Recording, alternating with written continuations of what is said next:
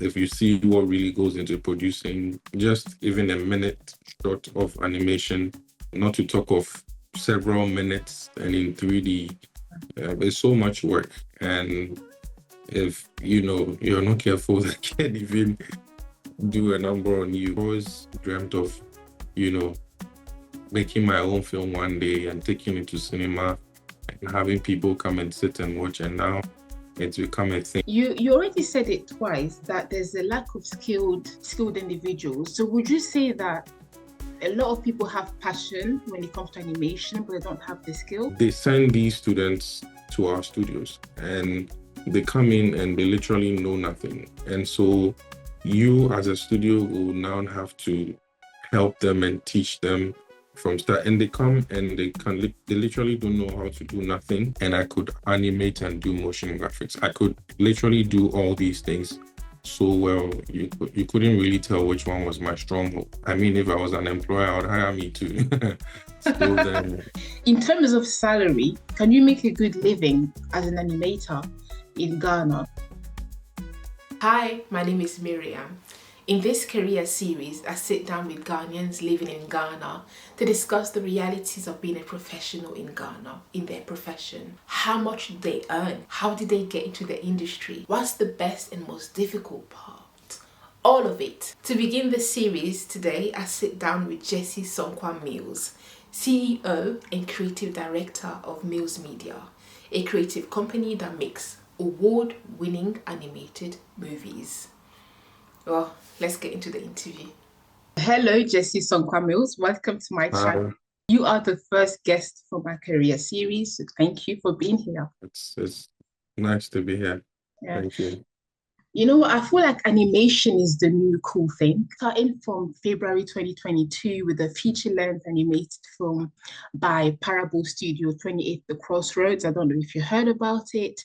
It premiered at the Silverbird Cinemas in 2022, or more recently in 2024, the premiere of the stunning animated film Appro. But there's also Mills Media, okay, and you Jessie Sunkwa-Mills, who tore everything up, I want to say. Asantewa in December 2022. You said it was the first Ghanaian animated movie to ever sell out the entire Silverbird cinema on the day of its premiere, because that's incredible. But what's amazing is that after Asantewa, you did not stop there. You made a new movie called Rise and another one, The Guardians, which also premiered at the Silverbird just last year. So now you're just sitting down with me, you're not traveling, you're not in a meeting, you've had time to reflect, I'm sure. So tell me, how has it been for you these past 3 years? Nice. I mean, I see you've done quite a lot of homework on the Ghanaian animation space or industry. I mean, everything you said is right. Back in the days, we didn't have so much Ghanaian animated content coming out. It was just some little bits. It was more of arts, if I should say, and contents for social advocacy. Mommy, madam, my call library. Yeah, Mom. But if you mention, I can't cry and maybe any more.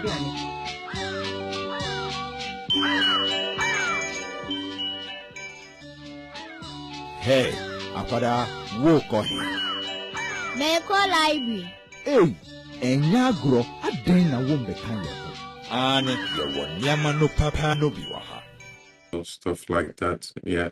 And those were the times where the veterans of Ghanaian animation, like Zengaros, Alex Bannerman, helped some of us realize or see that animation can actually be possible, or can be done right here in the country. So we never really had any lengthy duration of animated films that you could say could go to cinema and get people to come see, because it got to a point where we realized it would be good to be able to do that, because it's important. The short contents are awesome and they're good, but then in the Western world, they're able to produce a lot more with longer duration, and that's why a lot of Ghanaian kids would obviously want to gravitate towards that. So then it becomes important that we also try to fill that gap where we can also get to a level where we can put out content that would have lengthy duration and get people to come sit and watch. And that's what followed that up with Santua in 2022. And that would also be the first 3D animated film, lengthy film to go to cinema. Also, not just go to cinema, but then also sell out literally all the halls. It was something we didn't even expect would happen. We didn't think Ghanaians would troop in their numbers to come see a locally produced animated film. We didn't think that was possible. We just wanted to go and exhibit what we had, put together for a period of time. And the day comes and the whole place was full. There was chaos, but good chaos, because then that's plenty numbers coming to see your film. And we've just continued, like that from there. Santua has gone on to win several awards locally, internationally. It's had several international screenings. That's how it's been so far. Yeah. How have you been doing following that rhythm and everything? Like mentally, physically, have you been able to follow suit with everything that's been happening? Yeah. I mean, animation, the animation business is something that can take quite a lot from you. Imagine. Yes, it involves quite a lot of work. If you see what really goes into producing just even a minute short of animation, not to talk of several minutes and in 3D, it's so much work. And if you're not careful, that can even do a number on you. But I would say what probably has got me going would be the drive and the passion I've had for wanting to tell the African story. I've always been excited about the African or Ghanaian history and culture.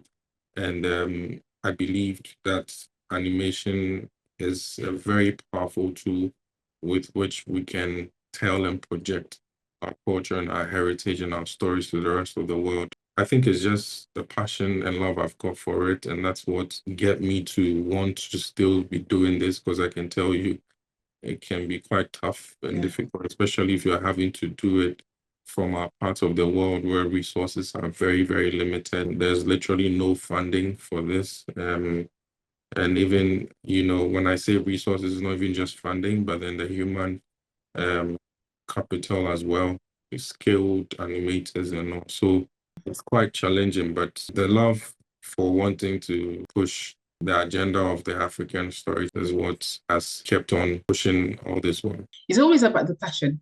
It's always about the passion.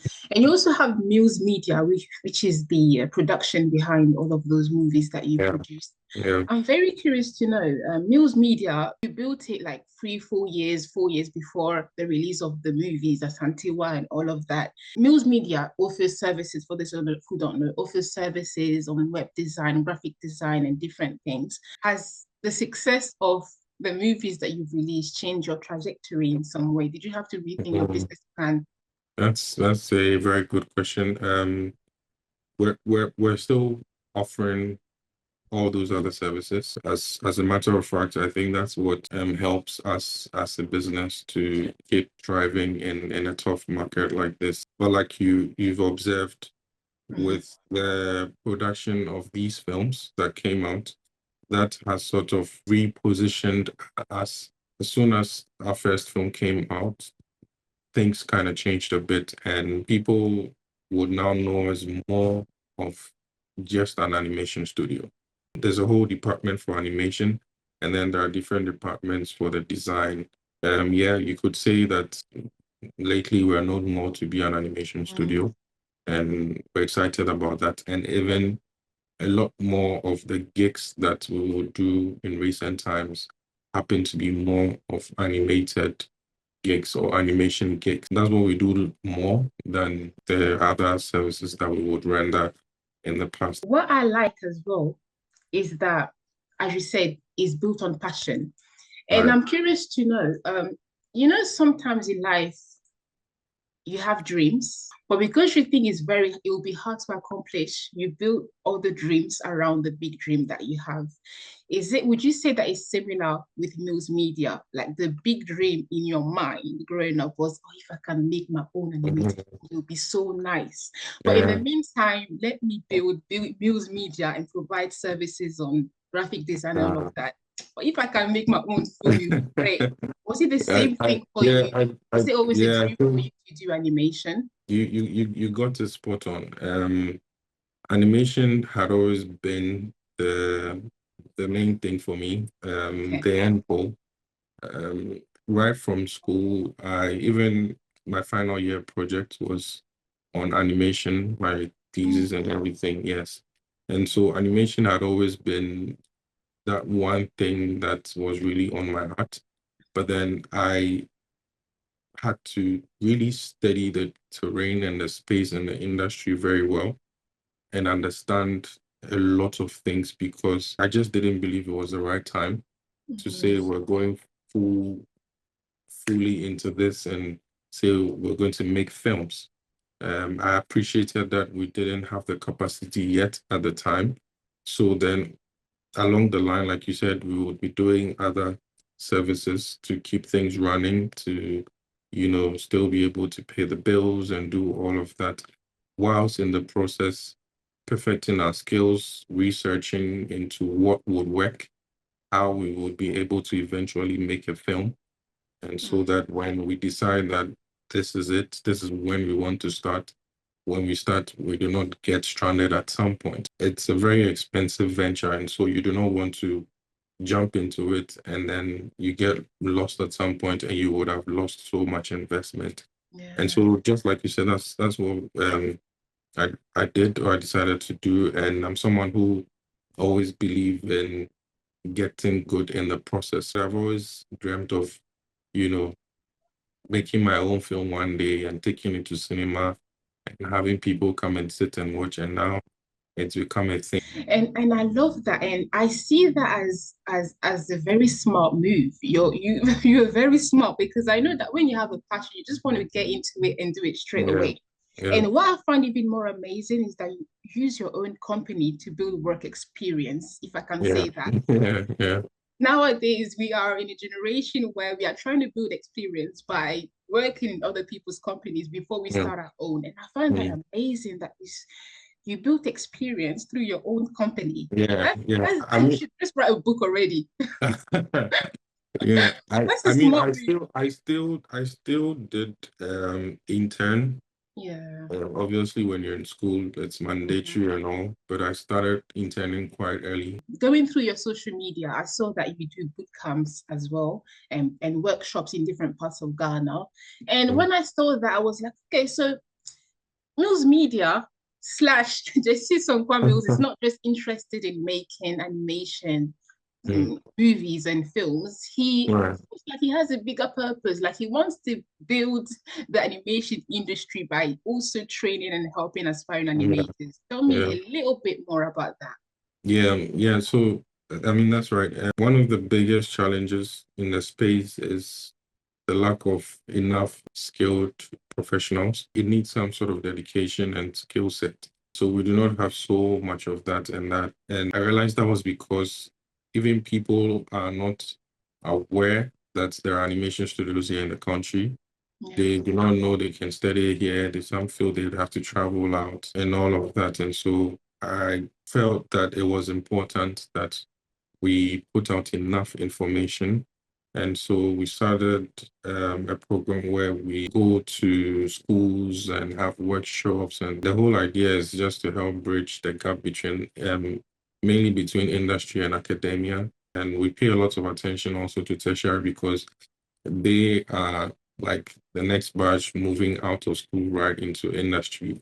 We also take in lots of interns from a lot of the universities in the country. We've partnered with them. Once there are a lot of animators, there are a lot of studios, that's how we're going to have so much content out there, because I say it's a very big space and we are barely scratched the surface, and you can actually build a very good career out of this, and that's what a lot of people do not know. You already said it twice, that there's a lack of skilled skilled individuals. So would you say that a lot of people have passion when it comes to animation, but they don't have the skill? And even before you even answer this question, I had a question related to it. In Ghana, there's a discourse when it comes to education that there's a lot of theory. I say discourse because not everybody shares Right. that thought, but a lot of people do. That there's a lot of when it comes to education, there's a lot of theory, but not enough practice. And so you have individuals who leave school Yeah. Yeah. and they are completely lost because what is happening in the workspace is Yeah. not what they Yeah. learned in the books. When you said that there's a lack of skilled individuals, would you say that is related to that? As Yeah. in, even in your case, you did animation. Did what you learned in school help you, equip you for the future? I was literally having this conversation with a colleague of mine earlier today and some days ago as well with another colleague. It's something that has really been a bother. And we've started having, as a studio, we've started having like industry conversations with these institutions. And so we try to get them to understand that the space has evolved. When you say Um, institution, do you mean universities that teach the animation universities, specifically? exactly. Yeah, they teach animation. Yes, exactly. So we try to get them to understand that the industry has evolved. It's no longer like it used to be. Our industry is not about the theory. It's a lot more of the Practice. practicals. And All of it is practice. A lot of it exactly, is yes. practice. And the Yes. sad truth is some of these professionals that are teaching these students in the schools will do just theory, or a lot, not just theory, but a lot more of the theory and less of the practical. And most of them are also not so well equipped when it even comes to the practical side. And when you even speak to them, they'll tell you that's what the university has mandated that has to be taught. So really there has to be like a change. And like I said, we're still having like discourse with these institutions, and we're hoping that at some point we're able to get them, because what that does also is they send these students to our studios and they come in and they literally know nothing. And so you as a studio will now have to help them and teach them from start. And they come and they literally don't know how to do nothing. They can't even work on a project because they are not used to doing that. Turnaround time is really poor because they don't even know how to do that. They get in school, they would spend like several days on just one tiny project, but then in the industry, it's a different ballgame. Nobody has that time. And so that also affects us because Of we're course. supposed to run as a business. We do not have that time. And so if we need to be, so it becomes challenging. So then if the schools are helping them better, it would ease, the stress on us in the industry, and it will also help industry grow way better. And even my case, I studied, I graduated I studied BA graphic designing in school. Okay. Yeah, it had a little bit of animation in there, but not with what I'm doing now. And so a lot of the things I do now, or I know how to do, was self-taught, basically. Okay, that's crazy. Sorry, but that's Yeah. crazy. So you spent like 3 years at university doing all of this, graphic design and a bit of animation, and then you leave school and it's like you're lost because you don't really know how to Exactly. do it. Yeah. Wow, so Yeah. you have to self-teach yourself again. A lot. Yeah, and it will surprise you to know that some of the things I learned my time in school is still what they're they're studying till now, and that doesn't help. And now it makes sense why you're also doing workshops and boot camps in Yeah, different parts of. it's important. Yeah. I'm really looking forward to hear what comes out of it, because I'm very curious to know what is the actual issue. Is it the lack of equipment that they don't have that makes it hard for them to instill the practice a bit more? Yeah, I think a bit of everything you've mentioned, but it's probably more of the structure. Once they they start something, they like to stick to it for God Mhm. knows how long. And so it's not easy for a lecturer to just up one day and say, I'm going to Yeah. change the entire curriculum. I mean, True. yeah, it will take some time, it will take some process. No, we spoke about university, but just to go back a little bit, as a kid, were Yeah. you one of those privileged ones who knew from the jump what they wanted to do when they grew up? And the reason why I say privileged ones here Yeah. is because I realized later on that it's actually a privilege to know what you want to do when you're young. A lot of young people are lost, they don't know what they want. When you know what you want to do and Yeah. passion, that's a Yeah. plus. I'm actually very grateful that I knew exactly what I wanted to do at a very early stage. I knew very early that this is what I wanted to do. From junior high, I was doing arts, graphics. From senior high, I did visual arts. And then in uni, I still did my graphics. So I knew this is what I wanted to do. And my parents allowed me, chase after my dreams and pursue this. And now, thankfully, it makes a lot of sense to them. Yeah, it's hard to follow a passion when you don't see many role models. Did you Yeah. have the chance of having role models? Yeah, I mean, when I started, there were a few people I looked up to. One particular person, like you mentioned, Parables. Yeah, because he was one of the professionals that started quite early. Along the lines, when I even got good at the craft, I still realized or recognized the need to still have mentors who, worked in the space earlier than I did. It's important that even if they are not people who may be probably doing exactly what you want to do, once you see that they've got some wealth of experience and you can tap from. I always believe in that. Yes. I don't really watch animation, like Ghanaian animation. Like when I think about me traveling to Ghana, I don't remember like turning on the TV and seeing much animation. This is a conversation that we've been having in recent times. There's a need for us to be able to start taking or putting our content on local television. But then there's still some bit of challenge when it comes to that area as well, because TV stations still would want to charge you for airtime because at the end of the day, it's their business, they're running. They really don't care if you spend so much money to produce.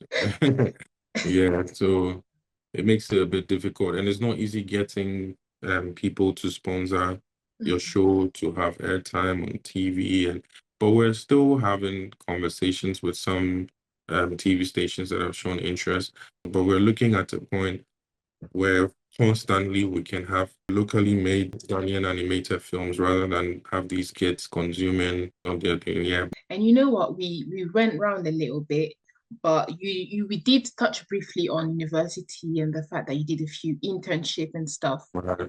Okay, so after doing animation, yeah, and learning a lot of theory with a little bit of practice, when you left university, did you have to knock on doors saying, "Please, I'm a fresh graduate, accept me," or did you go straight away into entrepreneurship? I think what I did, and I tried to encourage a lot of young people Yeah. anytime I get the chance to speak to them to do as well, is I started interning quite early in whilst I was in school. Started earning even salary whilst I was in school studying.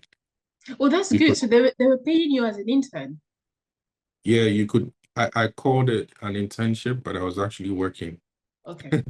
Yeah, so usually when they see that you're that good, they actually do not mind. Yeah, so I started quite early, and I knew from the onset when I got to school, and I tell people this every time. It's funny, but after my first class, I saw, wow, this is so many people I'm in a classroom with, and these people are also going to graduate just like myself, and they're also going to probably look for the same job I'm going to look for, and not to talk of other students that would also be graduating from other schools and so I told myself that I needed to do something that would literally make me stand out of the lot in case You the need to time write a book. comes. You need to write a book. I say you need to write a book because when you explain your strategy, I'm like, he's so smart. He's so smart. Go on, sorry. Yes. Yeah, so I needed to make myself so valuable that if you're an employer and I show up with someone else from another school, um, it will I should make it very easy for you to want to hire me instead. So instead of focusing on just one skill, because you're studying graphic design, you're like, I'm just going to do graphics and that's it. Yeah. I I decided to do a bit more than that, and that meant that I, would- I was I had to sleep less. I finished school, and I could see that I really had very good skill set. I could do really good graphics. I could do really good web development. Could illustrate, like draw illustration, and I could animate and do motion graphics. I could literally do all these things so well. You couldn't really tell which one was my stronghold. I mean, if I was an employer, I would hire me too. So I already got hired whilst just before I was leaving school. So See, yeah, I had to either choose between staying in school and being a teaching assistant because I got offered that as well, or just go to industry. And I knew I'd always wanted to just go to industry. I didn't want to teach. So I already got my offer letter before I finished school. And so after you left university, you already had a job. yeah, I You already already had had a a job job waiting for me. Yeah. as an animator. My position there was a multimedia designer Oh, because I okay. was doing more than one thing. So then Okay. I brought value to that company because That's great.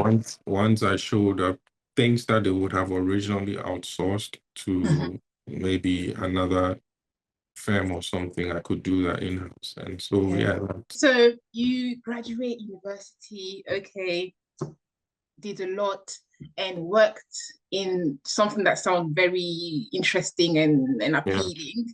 What yeah. made you want to create your own company then? I don't know if it's 2018 now or 2014. That was in 2016. Okay. I think I'd always wanted to do my own thing. Very early stages, I would sell candy. I had plans of running my own company. One day, I just didn't know how to go about it. I had this strong feeling that that was the right thing to do. So I had been able to gather some hands-on experience from doing these internships and also working with the company where I was for, I think, a year and some months. One time, I just decided I want to leave. I want to get out of here. Yeah, it was a very scary moment and decision because I didn't know what I was doing. That makes sense when you say you were scared because it's like you were so safe and you chose to jump and create your own company. It took a lot of courage to do that. Yeah. It was crazy because that was a stable job. You're That's what I'm fresh saying. out of school. You got a good job in a company that loves you so much. Why would you suddenly want to up and leave? It didn't make sense. It didn't make sense to my friends, none of them. Yeah, because we had just left school, but I think I was the only one who was seeing whatever I was seeing. And yeah, I just had mad belief in whatever I wanted to do, and I just went after it. Yeah. Very funny, sketchy start, so unpromising. You wouldn't have probably wanted to be a part of my company when I started because it didn't look anything like it looks now. Yeah, I mean, I look back and I'm even surprised myself. How did we get here? I mean, hard work, hard work. There's nothing else Yeah, to it but hard work. yeah, And yeah. so, when you say that you're when I see CEO, creative director, I don't know about other people who are watching, but it seems a bit like jargon to me because I'm not a creative director. And so, can you just tell me in that use an example, like in the actualization of an actual movie like Asantewa, what is your role in it? Do you just oversee the production? Are you in the editing room editing? Do you write the storyline? What is your actually input as a creative director? As a creative director, at the long run, oversee the entire creative team. Okay. Yeah, and then, but I'm very hands-on. People even get surprised that I actually am a part of the production team. So I don't just oversee the entire production or supervise it, but then I'm also on it as, so I am a character designer. I model characters and I animate as well. Wow. Yes, I still do a lot of it still. And what that does also is it helps, speed up the process. I actually create characters, I animate. But that makes so much sense because that's where your passion comes from. It makes sense. Yeah. All of that. I mean, I would feel bored just supervising them and seeing them do all the cool stuff because it's really cool doing this. So, in terms of salary, can you make a good living as an animator in Ghana? Let's say someone goes into your company, Jesse, and says, I want to work as an animator. Can they actually earn well? Yeah, I think that's possible. I really don't know what other studios are doing, but maybe I'll just give you a glimpse of what we do here. Yes, please. I believe it's very important that the team is treated well. And so I want to believe that I treat my staff well. And so what I do is that I house my creatives. You house your creatives. What Yes. I provide them with shelter. So I call accommodation. I call our studio is like a creative incubator. So the idea is not for this place is not supposed to feel like a workplace. So they've got accommodation. I also feed them as well, take care of the bills, and then at the end of the month still pay them salary. Now the whole idea, like I said, is for them to feel as comfortable as much as possible. And then only thing they would have to worry about would be work. Because then before, when, like I said, we were smaller and we were now coming up and all of that, and the studio was in a different location, and what they would do is they would commute back and forth. And there's a struggle in all of that, someone coming from far, they would even end up using a lot of their money for transportation, all of that. And so that takes quite a lot from them that if you've not observed well, you wouldn't really see. And I knew that for this to work, this was the module to use. So even though this is quite an expensive module, I believe this is like the best module any creative person can employ. And so that's what we do here at Mills Media. You don't have to worry about what to eat when you wake up. That's great. You don't have to worry about paying utility bills, and then at the end of the month you earn salary. So that must cost you a lot of money. Does that mean that being an animator in Ghana is you can actually earn pretty well if you work hard and you're talented? It can actually be quite rewarding. That's very inspiring. I like that you're saying that because if I'm being honest, before this interview, I wasn't sure because I know that animation is an industry that is not as known in it's a bit niche, right, in Ghana. And so I wasn't expecting you to say that. So for you to say that is actually quite encouraging. I mean, it is. I mean, and once you get to work with the right people, if you get good clients to work with, it helps. And you're able to get to work with these good clients if you're able to build something over a period of time. And so now people know you. I mean, that's what we do here, to try and take care of people. I love my team so much. I say that all the time. Yeah, I try to take care of them too. Nice. So let's step a bit from. I know you love your team, but let's step a little bit from that. And something I just wanted to kind of discuss with you. So a few months ago, or a few years ago, I don't know how long it was. There was the PhD versus passport talk in Ghana. I don't know if you've heard about it. It's a little bit controversial slash not very controversial, but it got a lot of people talking. For those who don't know, that topic came up when a Ghanaian Dutch said that in having a foreign passport was right, more valuable in Ghana than having a PhD. right. Some people agreed with that, saying yes, because in Ghana you can have a PhD and still struggle to be paid well or struggle to find jobs. Some people disagree, saying that, oh, it's only lazy people that say that. As someone who works in animation, what is your take on that? Is finding success abroad as a Ghanaian always the better option? I have an idea you would say no, but tell me what you think. Well, I think that's a bit. Honestly, I'm someone who loves this country so much. People laugh at me and say I love it too much. These people, they don't know much. How can they say you love it too much? Yeah, because I have been advised several times to leave the country, Oh, and wow. that I would have been bigger and all, but I don't believe that. And over the years, when I see the young people I've been able to inspire by doing this, it really warms my heart. And I'm like, if I had left, I'm sure, I'm not going to lie, there was some point in time, early times of my life, when I thought that was the right thing to do, to leave. But I thank God it didn't go that well. Um, I believe, even if I'm not saying no one should leave, but what I would rather suggest and say that even if you would leave, I would say at some point it would be good for you to come back. I would rather prefer that if people leave, they go hustle, gain some experience, exposure, and everything. Because it's good to travel. Because yeah, you need to see the rest of the world and see what's going on out there. There's so much you can go learn.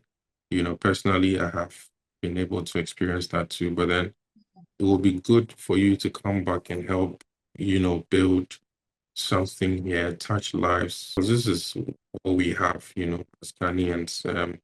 But then I also really believe that it's possible to make it here. I know lots of people over there who are struggling Yeah. that they won't tell you that they're struggling, but I know that they're really struggling. Some have told, like some have said it. And until you see it for yourself, you wouldn't believe it. But yeah, they would rather still stay there because some feel they'll be laughed at when they come back with nothing. So they'd rather just stay and, go through whatever they're going through. But I like to encourage that if possible, and if you can make something happen for you here, Do it. do it. But if you believe going there is what will work, yeah, you can still go there. But then you can go there and come back. You don't necessarily have to relocate back here if you don't want to, but bring something back.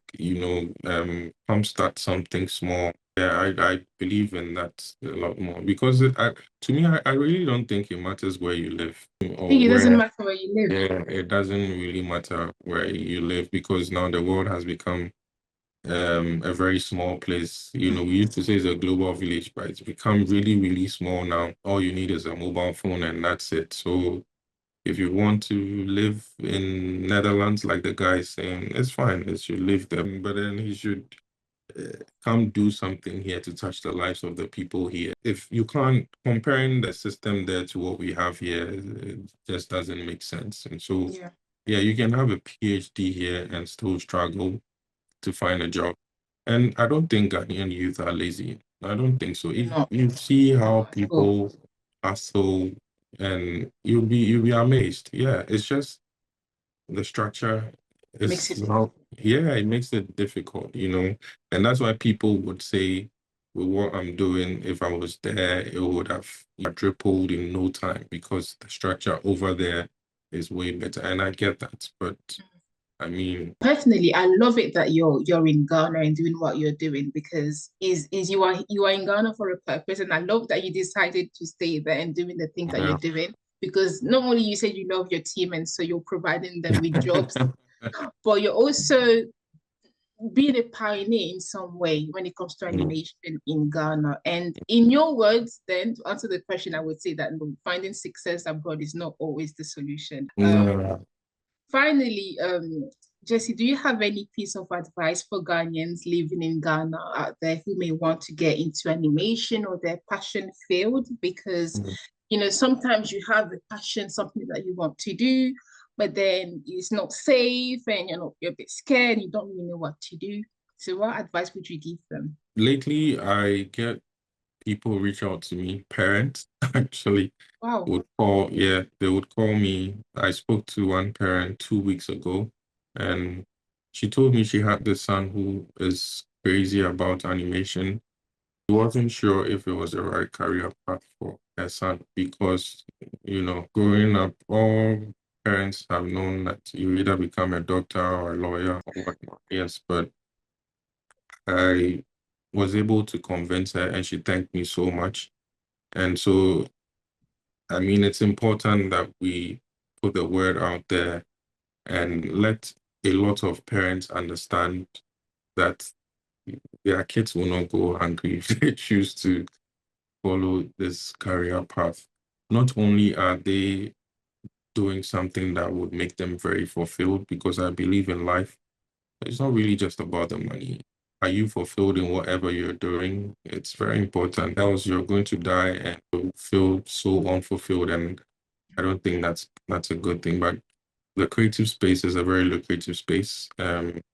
That's like the new big thing now. And gone were the days when it was you being a doctor or a lawyer.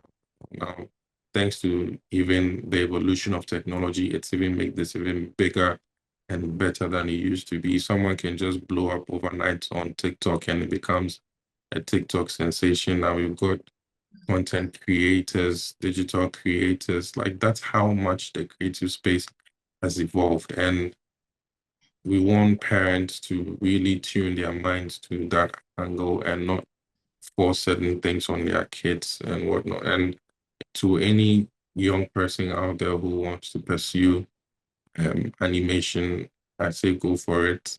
I'm not going to lie, it's not an easy space. It can be quite daunting and tough, but it would probably be one of the best decisions you would ever make. It's lucrative. You can make a good living out of it. Gone were the days when people would think doing art is no longer lucrative and you're not going to make no money from it. And it's changed completely. So you should follow their dreams and never stop dreaming. Dreams do come true. Because all this was a dream for me some time ago. Well, thank you so much, Jesse. I will give you time to speak about the Appro Tales app. For those who missed the timing to watch Asantewa, Rise, The Guardians, they can also watch it on there, right? Yeah, so it was just a simple solution to we being able to put our content out there for the world to be able to access it, basically. So we didn't want to sit and wait for a time where we can get to have our film on a Netflix or Amazon or whatever, because it's a whole stress or hassle trying to get that to happen. So we built Afro Tales Plus, and the idea is to have an app or a central portal where if anyone wants to see a locally made Ghanaian or African animated film, you just go on there and you subscribe, and that's it. That's great. And I think is a great thing. I think it's important also to tell people that when you go to a movie premiere, it's not just the premiere. There are other days that you can also watch the film. I think an actress, I don't know if it was Yvonne Nelson or someone said that, there are other ways that you can watch it that you missed. Thank you so much. I learned a lot. I picked a lot of things, and I said I'm waiting for your book, and I will interview you, ask you about your book as well. Thank you so much. You're welcome, Myriam. I hope you enjoyed that. Well, if you're just finding out about this series, there's more. Subscribe so you don't miss anything. You have to go to court with your wig and gown every time you're going. And it can be frustrating. And there's sometimes you go to the courtroom, even now we have a court complex in Accra. That's the modern court.